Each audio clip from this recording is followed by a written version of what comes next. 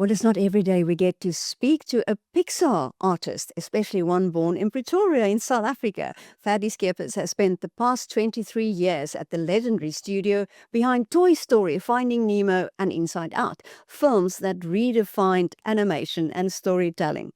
Well, he's also helped shape some of Pixar's biggest hits, and he's in the business studio with me. Hi, Ferdi. So nice to see you. It's great to be with you. I'm very pleased to be with you. And all the way from the West Coast in the US. Yes, yeah, we're here in the San Francisco Bay Area, studios in Emeryville, and I have about a 25-minute commute to the studio. So before we get to what you're doing now, I think we need to go back and ask you, how did you make the leap from Pretoria to Pixar? Well, that's it's an interesting story. I was about 10 years old when our family lived in the United States in Seattle, Washington for a year. Um, and we got to watch, as kids, we got to watch cartoons long before South Africa had TV. And the cartoons just fascinated me. And I asked my dad how it works. And he explained, you draw 24 frames, slightly different. And if you play them at speed, you create the illusion of life. And that was just so fascinating to me. And so I always wanted to be involved in animation somehow. Later in high school, I got a chance to do computer studies. And at some point I thought, computers can be tools to create animation. And later, so I specialize in computer graphics at the Ohio State University, got my PhD there. And at some point, I just got the opportunity, to apply for positions at both Pixar and PDI, which is now DreamWorks. And I got an offer from Pixar, and, that was in 2002. And so I brought my whole family, my wife and 3 sons, to the U.S. and have been working at Pixar happily ever since. Sure. So before we got on the call, I talked about how you grow up with Disney and the characters are so amazing. So tell us, which of the Disneys have you worked on, or the Pixars have you worked on? Well, I think the list is too long to go through all of them, but I started with The Incredibles. That was my first. That was my first film, and Elio is my 19th that I have credits on, of the 29 Pixar feature-length films that we've made. Wow, and I have to tell you, you just mentioned The Incredibles. My favorite Disney character is Jack Jack. Oh yeah, he is just amazing, and the surprise of his superpowers that gets revealed at the end of Incredibles is just amazing. Well, you just mentioned that it's 24 sketches for every second, basically, isn't it? That's right. Right. Yeah, and it's just to think that those are just drawn. So take us through a process. When a movie starts. We always think, what's going on behind the scene? How long does it take? And how do they come up with these characters? Because they often not only appeal to children, they appeal to grown-ups. That's right. Yeah. So the way that computer graphics contributes to the making of animation is that we can create models of characters. We can create rigs that move those characters, and then we can create 3D models of the environment, where those characters are acting. But the start of an animated feature is an idea by a director of a story that he or she would like to tell. And that idea gets developed by a story team, a screenwriter, a script writer, and it takes a long time for us to get to a point where we decide as a company that this story is now ready for production. And so the total process from story idea through the final frame being rendered takes 4, 5, or sometimes even 6 years. I'm involved at the back end of production as an effects artist. And what we do in effects is to create all the things that move that are not characters. So, for example, if a character walks on a beach, um, he or she creates footprints. And so if animation is created, the animation of the character, as an effects artist, we come afterwards and we create those footprints in the sand. We also create the waves, or explosions, or fire, or dust, or anything like that that helps to seat the action of the character in an environment that feels real. So that's the task of an effects artist.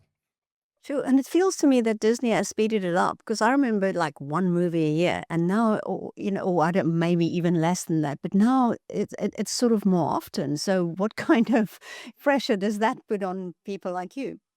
Well, we have a large, for example, we have a large effects department, and we divide those artists into different productions. So right now, for example, I'm working on Toy Story 5.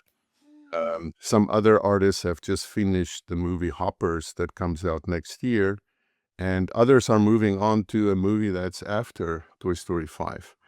And so although we're one department, we have multiple productions that we work on at the same time, and that's true for all the departments at Pixar. So, how has AI changed your job? At the moment, not at all.